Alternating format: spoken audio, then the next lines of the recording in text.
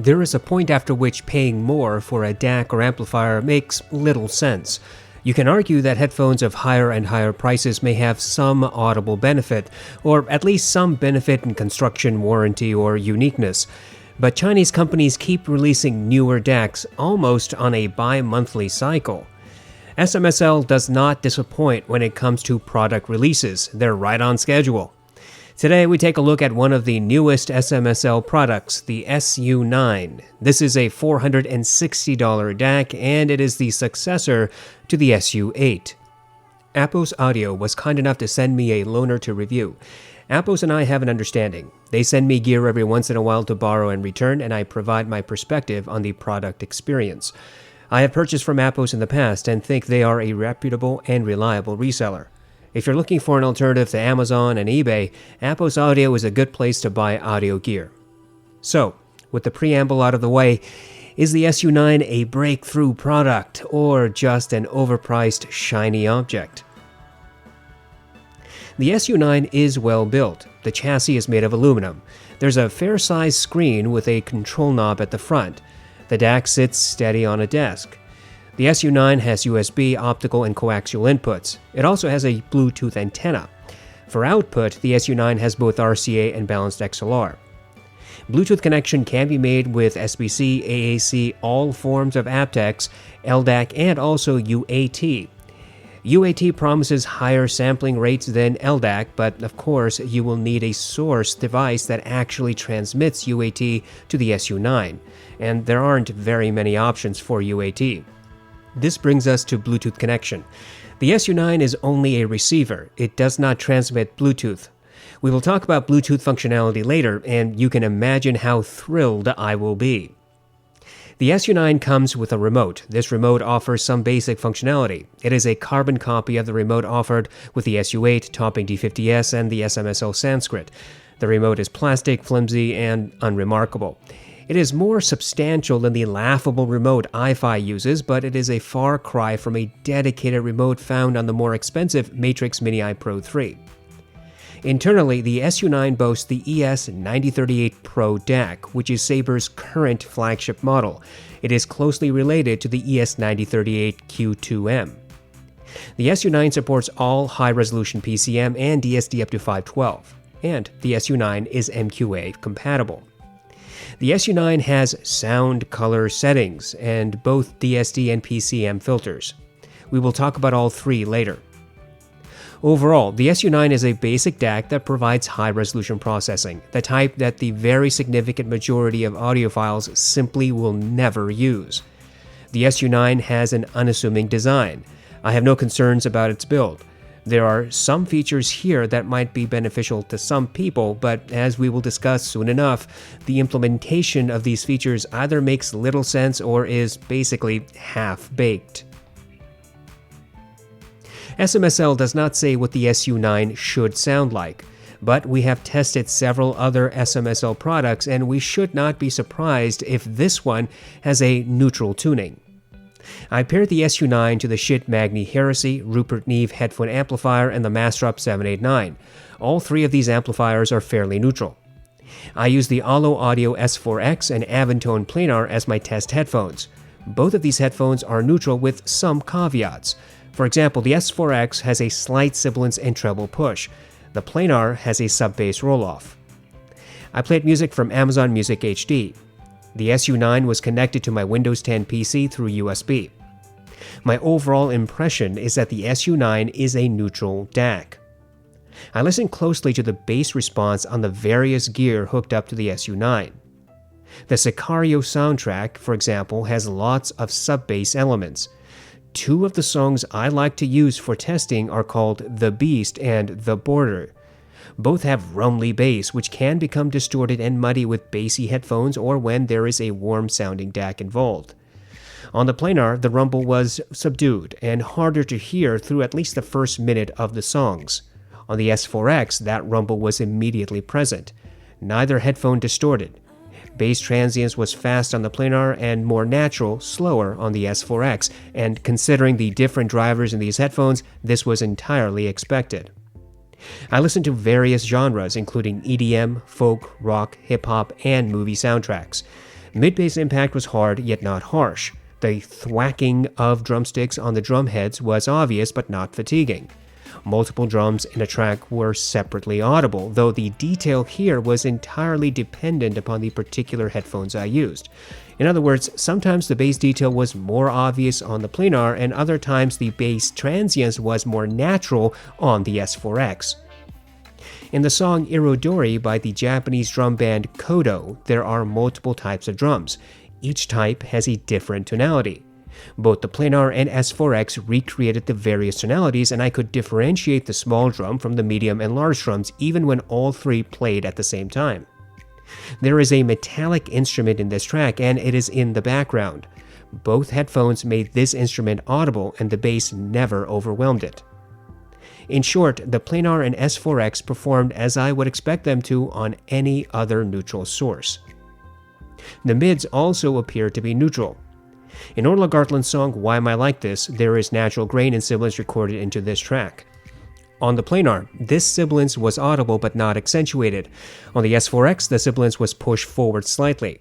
Both headphones perform just as they have on any other neutral source.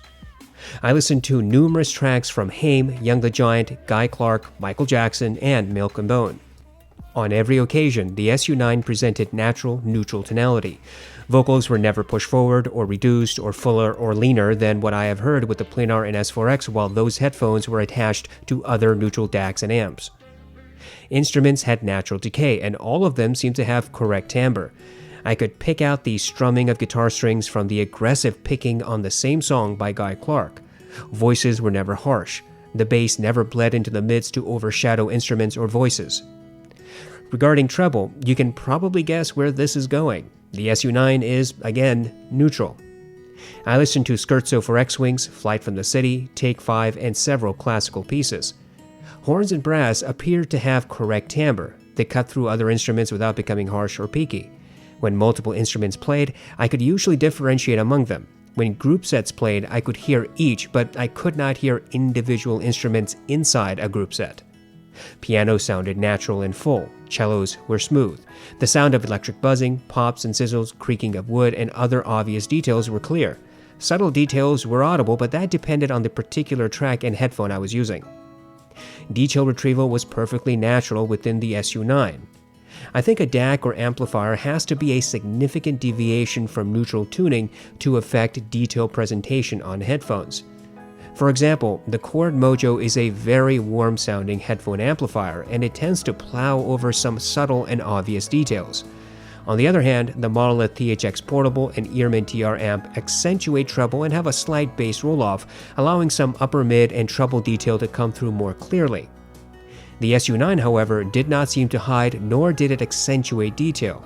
I did not hear anything I have not heard before on the planar and S4X, while those headphones were plugged into other neutral sources, such as the RME ADI2 or the SONCOZ LAQ-XD1. I know reviewers talk about soundstage in regard to DACs. I think they are completely wrong. DACs do not affect soundstage. Soundstage performance is determined by the original recording methodology and the headphones. A DAC's sound signature might give you the false impression of soundstage, but that is not the same thing.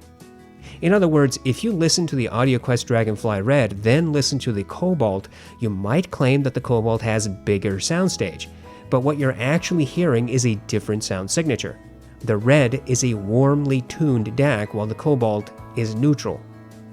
So, with the SU-9, it has no effect whatsoever on soundstage. The planar and S4X did not have more or less soundstage when they were plugged into any other neutral DAC I have in my arsenal. For a closer examination, I plugged my Rupert Neve headphone amplifier into the JDS Labs L DAC through the RCA and kept the SU-9 plugged in through the Rupert Neve's XLR input. The Rupert Neve has 3 selectable inputs. I switched back and forth between the L DAC and the SU-9. I listened to Take 5, Scherzo for X-Wings, Superposition, and a few songs by Guy Clark. I used the Allo S4X as my test headphone for this. The L DAC uses an older AKM AK4490 EQ DAC compared to the SU-9's state-of-the-art ES9038 Pro. I have mentioned the L DAC many times in my reviews, which now number well over 430 videos. In short, the LDAC is a neutral performer. And switching back and forth between the LDAC and the SU-9, there was very little difference in sound. You might argue that the SU-9 had slightly greater clarity in the mids and possibly a bit more bass impact. However, the timbre and decay of instruments remained noticeably the same on both DACs. Vocals sounded identical. Here's the point I'm trying to make. When you tune a DAC to be neutral, the differences among different neutral DACs is going to be very slight.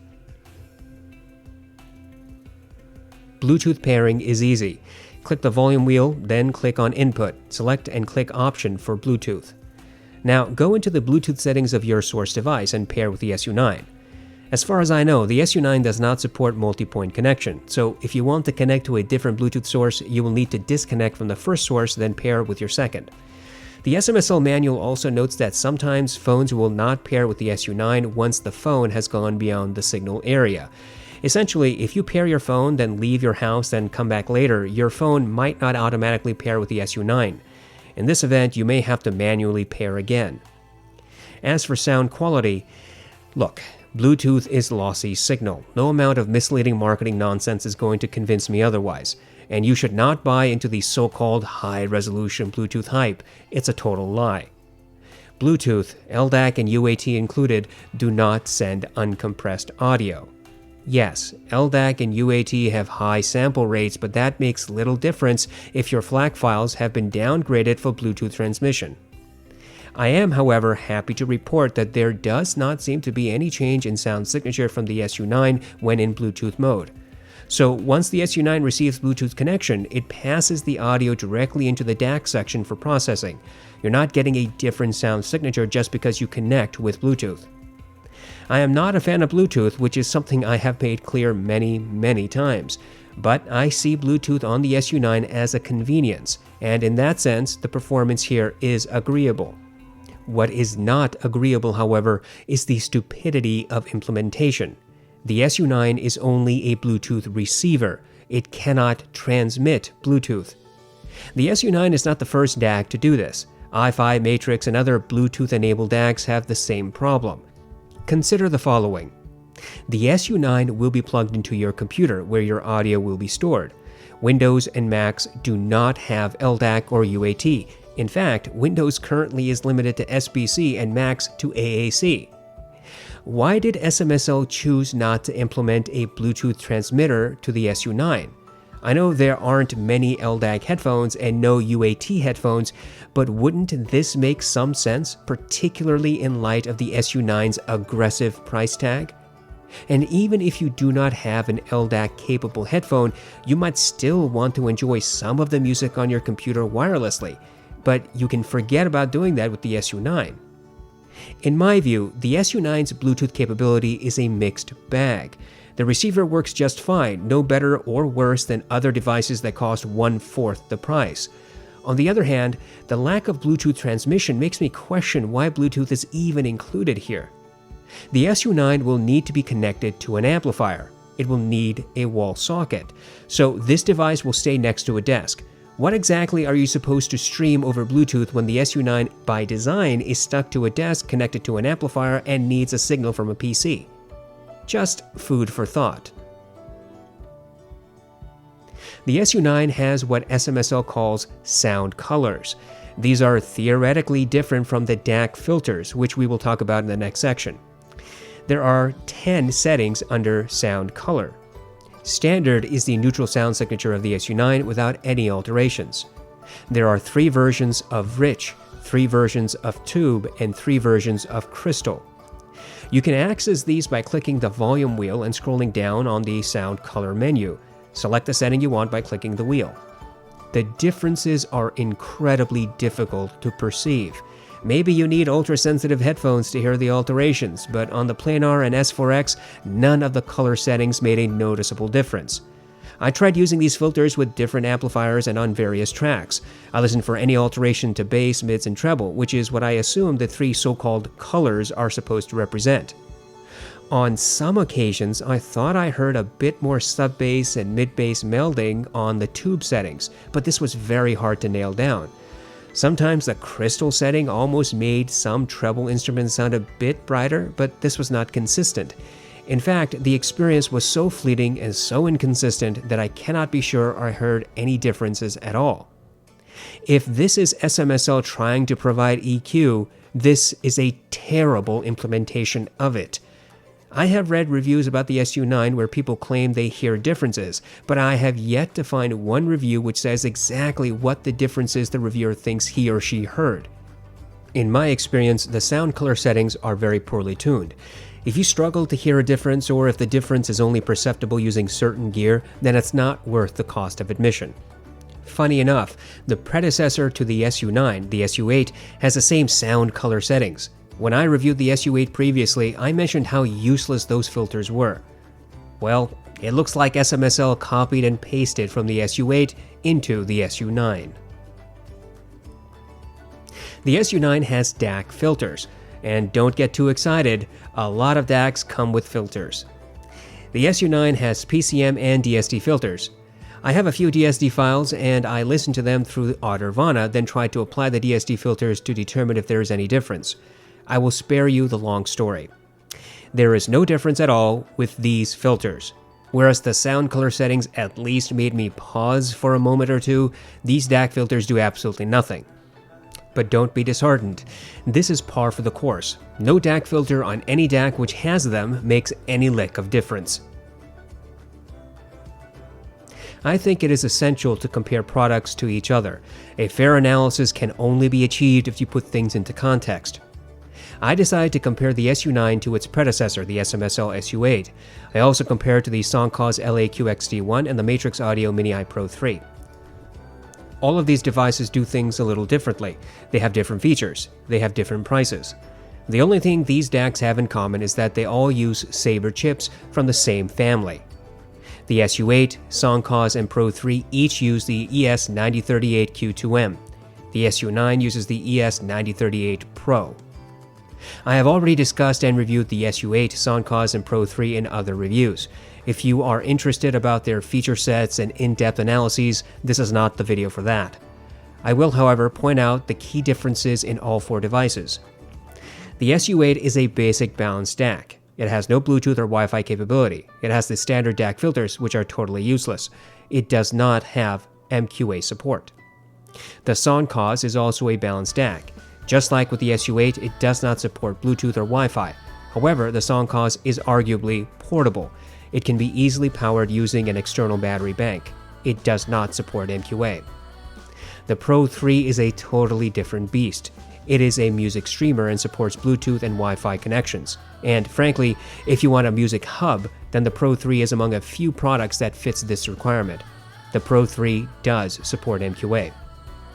I tried to find specific information about the DAC chip implementation in all of these devices. From what I can tell, the SU-8, SU-9, SONCOZ, and Pro 3 all have a single DAC. None of these devices use dual DACs. Are there key differences between the Q2M and the Pro DACs? Well, there are technical differences. The Pro version is the flagship, but realistically that means absolutely nothing. There's a new flagship DAC every year. The basic information I could find is that the Pro version has 8 channels, whereas the Q2M model has only 2. There is some speculation about the real-world performance difference. If you read Audio Science Review and Reddit posts about this question, some people say that the 8 channels will eliminate error better than 2-channel configurations. The immediate difference is the power draw. The Q2M variant was made for mobile devices and draws less power. This reduces heat and your monthly electricity bill. But as far as audio rendering is concerned, all 4 DACs support exactly the same resolution PCM. All 4 support 32-bit PCM at 768 kHz and DSD 512. I listened to all 4 DACs back and forth using the Massdrop 789 and Rupert Neve headphone amplifier. I plugged both the Avantone Planar and the S4X from Allo into the setup. Here's the bottom line. There is no audible difference among the 4. The Pro version does not elevate music to euphoria. The Q2M does not make music sound muddy or undetailed. Keep in mind that all DACs have a tuning. DACs can be warm-sounding, analytical, or neutral. Warm-sounding DACs include the Chord Mojo, hifi, IDST Black Label, and the hifi Zen DAC. Analytical DACs include the Monolith THX Desktop and the Earman TR Amp. Neutral DACs include all 4 DACs I tested here, along with the SMSL Sanskrit and the Shit Modi 3. Within each group, there is some variation. For example, even though the Mojo and the Zen DAC are both warm-sounding, they do not sound alike. But the Black Label and the Mojo do have very similar signatures, one which may be hard to distinguish in a blind test. A similar conclusion is applied to the other groups. So while there is always room for some variation, the bottom line is that more often than not, the differences are not stark. As far as the SU-9 is concerned, it is as neutral as the SU-8, SONCOZ, Matrix Mini-I Pro 3, and SMSL Sanskrit. I have read articles and watched YouTube reviews about people who wax poetic about DACs. They always use flowery language to conclude that the DACs they are reviewing is amazing. But if the DAC is that amazing, then why do these people keep utilizing flowery, vague, tremendously subjective language? For the SU-9, you will find contradictory statements. Various people will say that this DAC has thick and smooth sound, or that the sound is meaty, dense, and full-bodied, or that it has an aggressive presence. I do not think any such commentary is remotely helpful. Disagree with me if you want, but I think that the SU-9 does nothing sonically different from the competitors I mentioned. If you think you will suddenly be blown away by the SU-9 after having heard the SU-8 or the SONCOZ, you are in for quite a disappointment. Assuming you have golden ears or incredibly sensitive headphones or are from the planet Krypton with superhuman hearing, then maybe you might hear slight variations in sound signature between the SU-8, SU-9, SONCOZ, and the Matrix Mini-I Pro 3. You can wax poetic all you want about dynamics, weightiness, beefiness, density, and aggressiveness, but until you use concrete, meaningful descriptors in your impressions, your experience is impossible to test or replicate. The SU-9 is neutral. I leave some room open that perhaps it has some very slight differences in tonality from the SU-8, SONCOZ, and Mini-I Pro 3. I do not want to belabor the point. The SMSL SU-9 is a fine product. In the 3 weeks I had it, this DAC never presented a problem for me. The SU-9 had no driver incompatibilities. It was responsive. Its menu was easily navigated. When I compare the SU-9 to the other DACs I have, it is clear that the SU-9 does its job perfectly well. If you want a neutral sound signature, then the SU-9 is a good product for consideration. If all you want is affirmation to buy the SU-9, you should go listen to or read other reviews on this product. Stop right now. If you already have the SU-9 and want reaffirmation about your purchase, I strongly advise you to switch to something else. I am giving you fair warning. What I'm about to say is going to make some people whine, and now you've had plenty of time to find a safe place. My apologies to Apos Audio. Thank you for sending me the SU-9 for review, but this is my conclusion. The SU-9 is definitely not value. Let's not beat around the bush. The SU-9 does nothing remarkable where the sound performance is concerned. You may have read or watched reviews that give this DAC high, exultant praise. Well, not on my channel. Compared to the SU-8, SONCOZ LA-QXD1, and the Matrix Mini-I Pro 3, the SU-9 is as neutral as those other products. 2 of these 3 alternatives are half the price of the SU-9. Let's break all of this down. The SONCOZ does not have a nifty little screen, unlike the SU-9, but other than displaying volume, source, and sample rate, the screen is only helpful for navigating the menu, which you will not be doing very often, I think. However, the SONCOZ does have a cheaper price, and it is portable. You can power it with a battery pack thanks to the ES9038Q2M DAC. Plus, the SONCOZ has balanced output if you need them. The SU-8 is barely different in design. It has the same inputs and outputs as the SU-9, except for Bluetooth. The SU-8 renders the same audio formats except for MQA. The SU-8 has the same so-called sound colors as the SU-9. However, the SU-8 is about half the price. The SU-9 has a far larger screen. If that floats your boat, then that's just great. Then we have the Matrix Pro 3. When I reviewed this DAC amp, I mentioned how it is not value for most people, but it still justifies its high price tag. You get a powerful amplifier along with a very capable DAC. You have Bluetooth, Wi-Fi, Roon, AirPlay, balanced output, and connectivity galore. It's double the price of the SU-9 and is clearly not in competition with the SU-9. But I think this gives a good idea of why I think that the SU-9 lacks value. If you're looking for sturdy build and neutral sound, then any of these 4 DACs will do the job equally well. If you need portability with balanced output, then the SONCOZ is a very good option. If you need a true streaming device, then the Matrix Pro 3 is an expensive but very capable DAC amp. But if you're considering the SU-9, take a look at the SU-8. What are the notable differences? Well, the SU-9 has MQA, Bluetooth, and a color screen. Let's dispense with all of these upgrades in quick fashion. The screen on the SU-9 is not a feature. It might be useful, but nobody should use the screen as an excuse for the $500 price tag. Bluetooth connection may be relevant to some, but considering that the SU-9 lacks Bluetooth transmission, this makes Bluetooth implementation on this device a little suspect. I still do not understand under what circumstance Bluetooth would be a reasonable alternative to wired connection when the SU-9 is concerned. As I said before, the SU-9 is a desktop unit. It needs an amplifier. You will need to connect it to your computer. So if your amplifier is on the desk next to your SU-9, which is connected to your computer, what exactly are you trying to stream to the SU-9? Sure, I assume there will be occasions when you may want to watch something on your mobile device and need to listen on an amplifier, but is that something which happens often to you? I suspect the answer is no. And if this Bluetooth feature is merely an occasional convenience, then it is not a major selling point.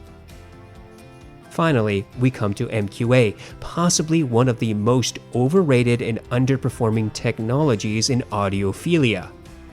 I've done lengthy tests on MQA. I conceded last year that MQA does have a noticeable difference compared to Spotify Premium, but those differences are not always present, nor are they night and day. Compare MQA to Amazon Music HD or Qobuz, and you'll hear that MQA is actually inferior to the actual high-resolution lossless audio transmitted through these other services. Let's also not forget that MQA requires you to have a decoder and renderer.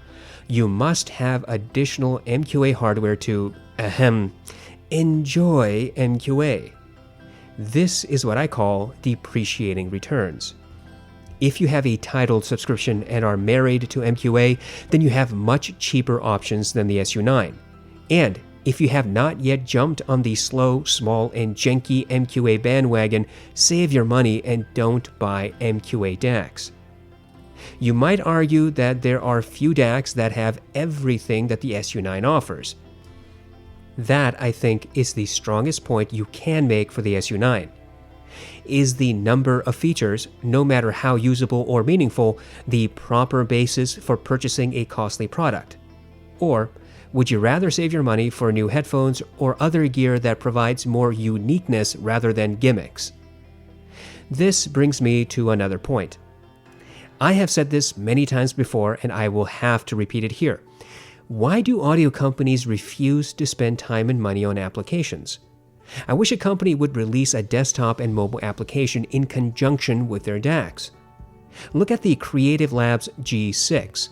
This device is built for the desktop application, which has powerful, useful audio configuration tools. Why can't SMSL, Topping, or any other manufacturer do something similar? Think about it.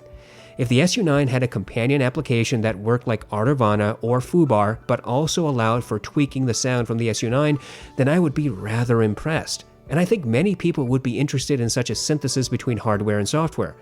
But that's not the case. The lack of software is yet another nagging issue for the SU-9 and frankly, every hyped DAC. You are told to pay more and more money for newer and newer devices, but what do you get in return? The SU-9 has lower THD numbers than the SU-8. So what? You can't hear THD or distortion under 1% anyway. You get Dac filters, but those do little to nothing. You get Bluetooth, but you're stuck to your desk and PC regardless, and streaming to the SU-9 doesn't make a whole lot of sense. You get MQA, which is a money pit of despair. I really wish SMSL had a dedicated desktop application for the SU-9. Maybe then you could see the reason behind the significant price hike from the SU-8. The question really is whether you are prepared to pay nearly $500 for a standalone DAC. If you want to go the full Monty, then you could pair the SU-9 with its matching amplifier, the SH-9. The SH-9 is about $300. So for a grand total of about $800, not including shipping and taxes, you would have a neutral sounding setup with Bluetooth reception and MQA compatibility. I find this a bit unreasonable.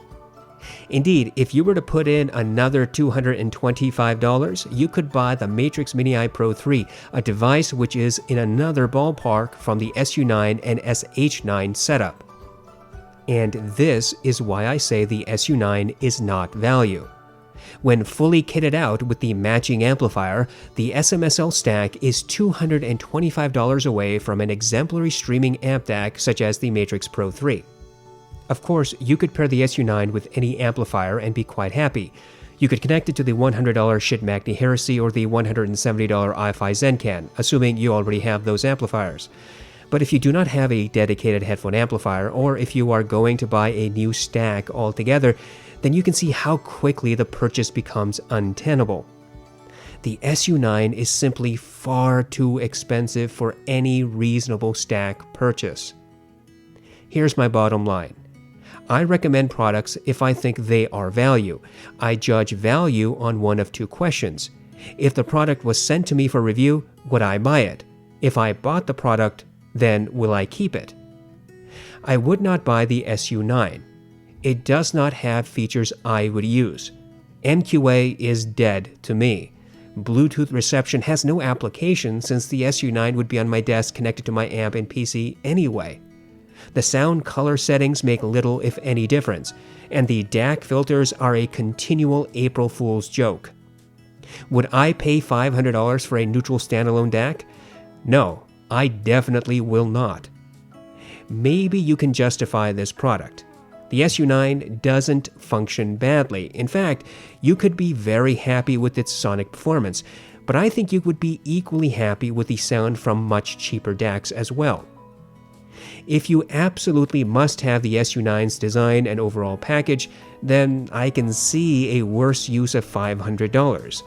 And I think that's the best I can say about this product.